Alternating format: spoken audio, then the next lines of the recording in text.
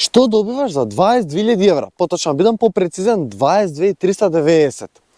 Богата опрема, убави перформанси, Dongfeng Shine GS. Што значи дека е повисок, поголем и попрактичен.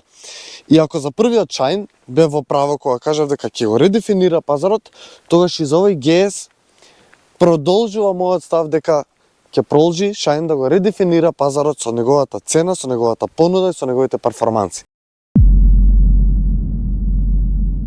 Dongfeng Shine GS е една нова изведба од Shine, од оној спортски седан, кој што сега дефинитивно и очигледно поиздигнат, односно од тлото е издигнат 172 мм, подолг е, односно 4,6 метри е долг, висок е 1,60 м и широк е 1,80 м. Околу ширината нема некои драстични разлики, бидејќи на крајот на денот е повторно Shine и ја има таа спортска убава представителност во дизајнот, кој што мене искрено ми се допаѓа и можеби тоа го прави да се истакнува од пазарот, дополнително на тоа и цената и опремата што за кратко ќе ви кажам.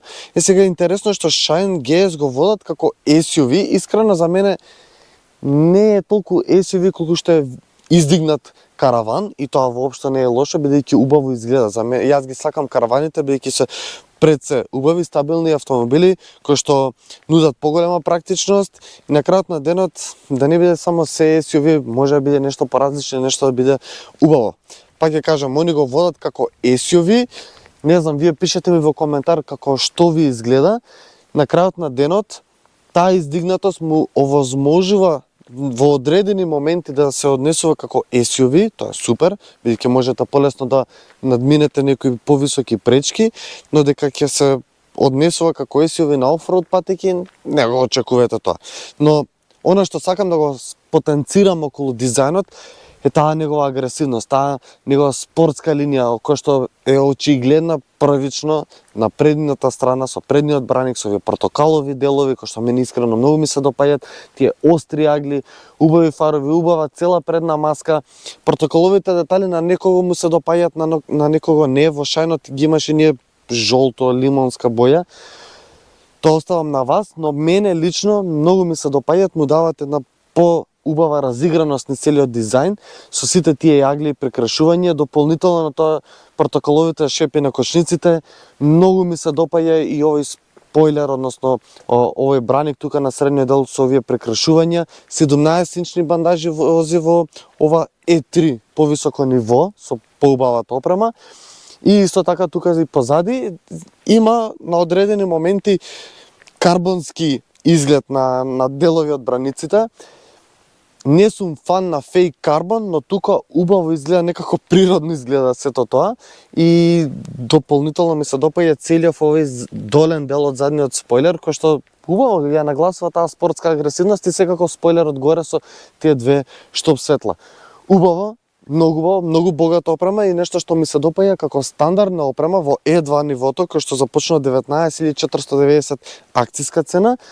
Доаѓа со убава, богата опрема, но тоа го има послабиот мотор. Тука го има појакиот и внатре има некои други измени кои што искрено за таа мала разлика вреди да се доплати, бидејќи за 22.000 евра добиваш страшно добро возило со добра опрема. Пред да ви објаснам што се има од опрема, искрено вреди да се истакне дека Shine доаѓа со 8 години гаранција или 200.000 километри гаранција за моторот и менувачот и 5 години гаранција или 150.000 километри за се останато. Што значи дека долг период Shine ви гарантира дека ќе имате сигурност пред се, гаранција за што и да се случи, и ако 5 години или 8 години некој гарантира за сите тие работи, значи дека е сериозен продукт. Така да тоа е убаво да се знае и да не ги мешаме работите дали важи гаранцијата или не важи за одредени работи. 8 години за мотор и менувач и 5 години за се останато. Искрено прво морам да истакнам дека тука внатре е стварно многу убаво, бидејќи ги следи оние дизајнерски акценти од надвор, така ги има и тука сите овие портокалови детали. Прво и основно имаме спортски седишта кои што делуваат убаво и напред се стварно удобни, убаво ве држате во кривина. Ова е имитација на кожа и имитација на алкантара, но делува вака доста убаво и доста квалитетно. Јас не можам да најдам замерка на кожата дека за некое брзо време може да покаже било какви проблеми. Би кажал дека стварно убаво се чувствува. И исто така кога сум веќе кај седиштата, мора да нагласам дека двете седишта доаѓаат во стандардна опрема со грејачи на воланот исто така имате. Имате електрично подесување на возачкото седиште во E2 пакетот, а тука во E3 за 22.000 евра имате електрично подесување на совозачкото седиште во 4 насоки, што е апсолутно супер. Многу ми се допаѓа целиот дизајн во интериерот, особено напред, да има фейк карбони, да има пијанопластики на одредени моменти и не ми се допаѓа што на материјалов, особено на вратите или тука кај наслонот за раката, што е ова исто така како фейк карбон, но пак ќе кажам, убаво делува, културно е, не е вулгарно и би можел да искрено се согласам со сето ова, иако е фейк. Ми се допаѓаат особено отворите од вентилацијата, ме потсетува на нешто убаво, агресивно, спортско, можеби не Ламбо. 13-инчен екран, сега морам да ви кажам дека како богата опрема во E2 и E3 нивото на опременост имате стварно богата серијска опрема. Што значи кога 13-инчен екран доаѓа како стандард, можете го врзате со телефон, но преку нивната апликација за Mirror, што е окей, преку Bluetooth ќе се врзете или ќе се симнете апликацијата и можете да го поврзете вашиот телефон. Екранот искрено ми изненади колку е брз и респонзивен. Интересна графика е, добар е, нема некои преголеми менија внатре да заглавите, иако нема физичко копче, ништо од страна за клима, за било што немате физички копчиња, тоа е еден минус, но лесно е менито да се навикне, лесно да се стигне, убаво одговара на секој ваш контакт, така да, имам критика, но не е така голема критиката, особено бидејќи на самиот екран од страна имате некои шорткат копчиња, дали е за радио, дали е за home button, така да можете да го искористите. 7-инчен екран кај возачот, нема некоја голема убава графика или некои убави менија, но ви се чистки самите информации, имате информации за се што ви треба, дали е за аутохол, дали е за потрошувачка, за било што. На самиот волан имате уште неколку контроли од менито и исто така од темпоматот.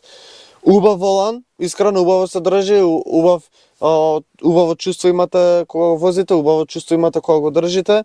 Имате тука автоматски менувач, 6 степен, тоа ќе го кажам малку подоцна, кој што е малку погломазен, но убаво легнува на рака. Тука под екранот има една остава за телефонот која што е со бежичен полнач, исто така доаѓа како стандард. USB порт, 12 волтен приклучок за струја. Имаме тука една остава за шише и под наслонот имаме сосема солидна остава под самиот наслон. И дополнително на тоа ми се допаѓа тука, особено од кај совозачката страна, ова имитација на алкантара со протоколовите детали, мах, исто така тука е впишано бидејќи е мах технологија на моторот и тука над неа има нека мала остава која што можете да искористите за парички, за клучеви, иако ќе ви тропка кога ќе возите. Пластиките не се најквалитетни, мислам не се најмеки, делуваат убаво цврсто склопено. Да, тропкаат, мислам тропкаат кога ќе ги фатите вака и кога ќе ги тестирате, при возење не се чувствува нешто екстремно дека е ефтин квалитет, бидејќи нас мора да разграничиме една работа дека сепак ова е автомобил кој што се надпреварува категорија со Opel Frontera, со Citroen C3 Aircross, така да во оваа класа квалитетот горе-доле ке сите брендови е идентичен. Разликата во опремата е разликата во за 22.000 евра дека имаш голема панорама, што е супер солидно и убаво и делува многу светло тука внатре, тоа ми се допаѓа. И сега да видиме колку е широк со сето ова зголемување на сите негови димензии. Пред да продолжам внатре, мора само да истакнам дека двете врати убаво се спуштени до доле и технички станува само ова тенко мало спойлерче кој што го кажав, и тоа значи дека влегувањето и излегувањето ќе биде сосема безбедно, иако се широки праговите тука кај вратите и нема да се извалкате, бидејќи нема да се собира кал кај самите нели прагови, што е добра работа. Сега тука внатре мора да истакнам дека е доста широко, имате убав простор за нозете, убав простор за главата, се седи убаво комотно, широко е дури за високи патници како мене, 1,82-3 см, што е сосема солидно. Седиштата се наместени според мојата положба и простор имам одличен, иако сум некоја средна големина, така да би рекол дека положбата за седење е фантастично добра. Седиштата, од друга страна, предните се тотално затворени и можеби тоа би било критика бидејќи гледате една голем црн предмет пред вас и малце го крати видикот, убавиот видик кој што го има напред. Но, ајде да кажеме дека панорамата тука па се вади сето тоа, дека можеме гледаме горе нешто убаво. Исто така и тука ги има овие портокалови детали. Сега седиштата на горниот дел ми се малку потврди од она што ги очекував. Малку ми се потврди, но можам да седам на подолги патувања, особено ми се допаѓа што доле нозета можам да ги бутнам под седиштето и имам тука простор да се опуштам повеќе. На средниот дел имате не така широк и не така висок тунел, но тунелот некако е поделен на две нивои на таков начин, иако не е широк самиот тунел, но тоа мало пракче дополнително ви ги бутка нозет од страна и тука може да има една критика која што ќе го намалува просторот со другите двајца патници лево или десно. USB порт доле, отвори од вентилацијата имате тука, ISOFIX куки и кои што можете ги искористите, немате наслон за раката. И уште една друга критика која што имам тука позади, што нема ниту едно светленце за интериерот. Само напред има и тоа се жолти. Добро, бар во Кина е лесно за светлава да можете за многу ефтини пари да поставите. Не знам зашто тоа Shine не го има. И багажникот нуди 474 литри багажен капацитет, што е супер и не само што е поголем од обичниот Shine, туку поради отвореноста на вратата, кој што сега поради оваа изведба е малку попрактична за разлика од седанот кој што е поплиток, е многу попрактичен. Дополнително на тоа, кој ќе се спуштат седиштата од вториот ред, се добива 1109 литри багажен капацитет, што е стварно огромен. Сега имам една критика што тука има едно пракче и тоа може ќе го спречи да биде попрактичен, но убав широк багажен простор кој што стварно можете да го искористите како што треба. Имате куки за качалки што ми се допаѓа и под оваа даска имате резервно тркало и нормално алат кој што можете да го искористите при менување на тркалото. Така да убав голем багажен простор кој што ја гледам сега предноста зошто е GS-ов направен вака како што е. Нешто мора да разграничиме уште на почеток. Не знаеме да бидеме толку многу остри со одредени критики. Да, пластиките му се вакви, подцврсти се, нема толку меки материјали, така натаму, но како што кажав, мора да бидеме свесни во која категорија спаја, каква е конкуренцијата, што нуди конкуренцијата и тек тогаш после да критикуваме. Јас се согласувам со вас дека да, одредени пластики се потврди и можеби малку очекуваме повеќе од одредени брендови, од одредени модели, но она што треба да го разграничиме, па ќе кажеме дека во конкуренција кај што е Opel Frontera, кај што е Citroen C3 Aircross, доста сериозни модели, доста сериозна конкуренција, брендови со многу години искуство. Тие два модели са, кои што ви кажам, кои што со цена се тука како Shine GS, со големина се исто така тука, опрема плюс минус, со тие модели кои ќе ги споредиме, тогаш гледам некои ствари истото го добиваме во поглед на квалитет. Сега што добиваме во поглед за таа цена, за таа опрема, тука веќе се гледат разликите, како што кажав, опремата, со панорамата, со греачите на седишта, со како изгледат самите седишта, со тоа што се обложени со ваква интересна имитација на кожа, така да сето тоа игра многу плюс. Плюс, дополнително на тоа, во стандардна опрема имаме 360 степени на камера со 2D и 3D приказ. Дополнително на тоа, самата камера можеш да ја прилагодиш, не музика Кирил, туку камера, самата камера можеш да ја прилагодиш да биде со технички транспарентно, да гледаш што има и под возилото. Тоа е супер за одредени места кај што се тесни, кај што има мали пречки, да можеш да видиш што се има. И пак ќе кажам, тоа доаѓа како стандард. Греачи на седишта како стандард, греачи на волан како стандард. За тие 3000 евра кои што ги доплаќате за повисокото E3 ниво, добиваш греачи на предно стакло, добиваш електрично подесување на совозачкото седиште и добиваш уште неколку безбедносни системи, како систем за предупредување на возило од мртов агол, со тоа што ве предупредува во секој момент, дури кога вртите на кривина, ве предупредува дали имате возило таа страна. Тоа и тоа убаво функционира, мора да го пофалам Шајн за тоа. И исто така имате предупредување за возило кога се движите во рикверц или наназад.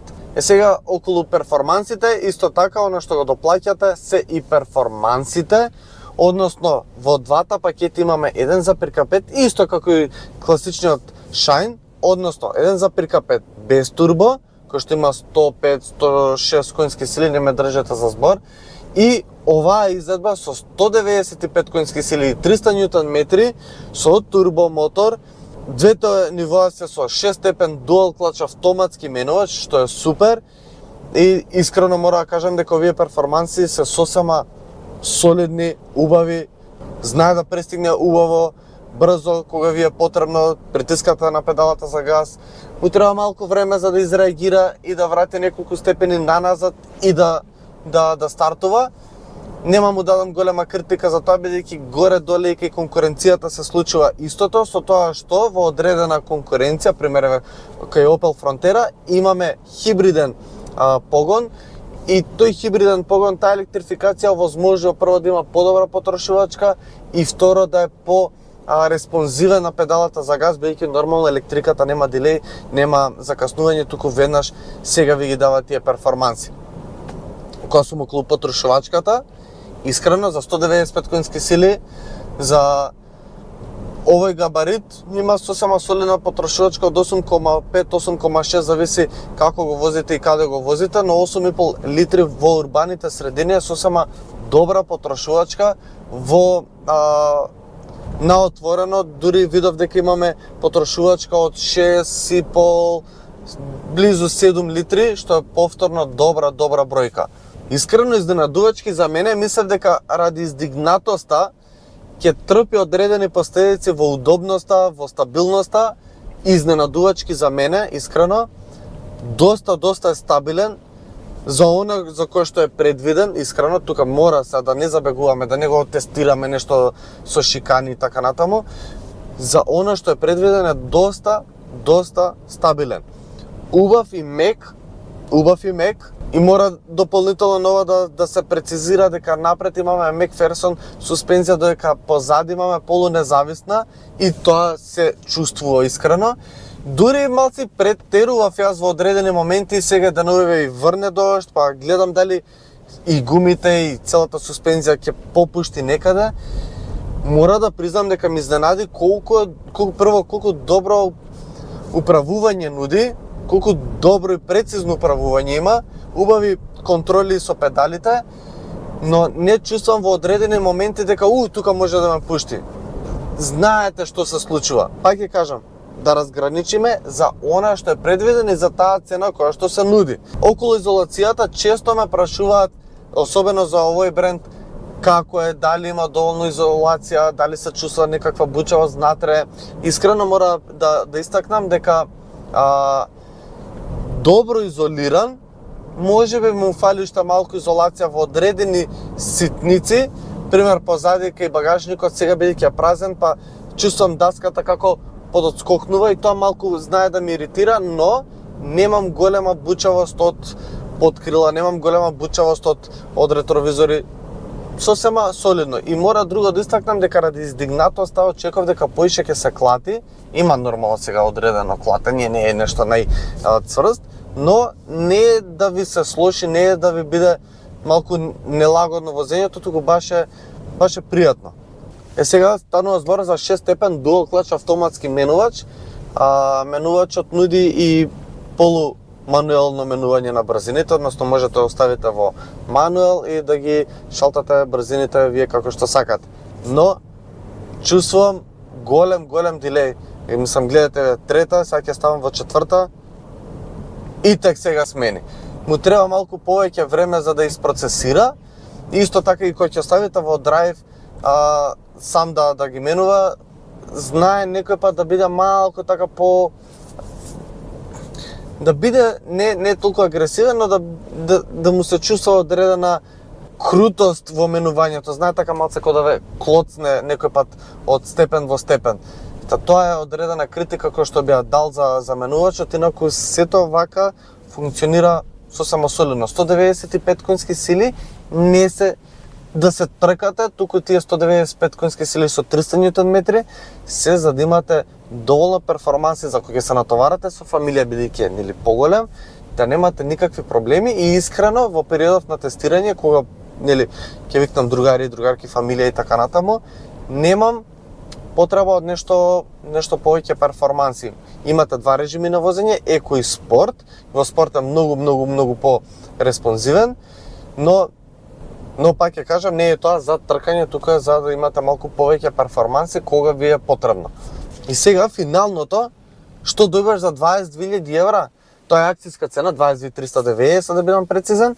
Искрено кога ќе го споредам со конкуренцијата, кога ќе споредам што се нуди и од гаранција, и од опрема, и од квалитет, искрено Shine GS продолжува да биде многу сериозен конкурент и за тоа да може да гледаме повеќе Shine модели на улица отколку неговата конкуренција. Во моментов таква е ситуацијата и на таков начин да биде сериозен модел кој што треба го размислите, бидејќи за 22.000 евра луѓе денес цените се отидени фасцинантно многу нагоре и ова е нешто што не враќа во нормала, да си кажеме, чекај, дојам убав автомобил кој што убаво изгледа надвор малце поспортски внатре, малце поразличен од се останато, добри перформанси, добра опрема, па за таа цена, па вреди да се размисли. Затоа пишете ми во коментар што мислите за Shine GS конкретно, дали овие измени кои што се направени, овој дополнителен модел ви се допаѓа и што мислите за цената, што мислите за се тоа што го добиваме. Нормално направете subscribe, бидејќи ми значи вашата поддршка и нормално се гледаме веќе наредна недела со ново видео. Чао!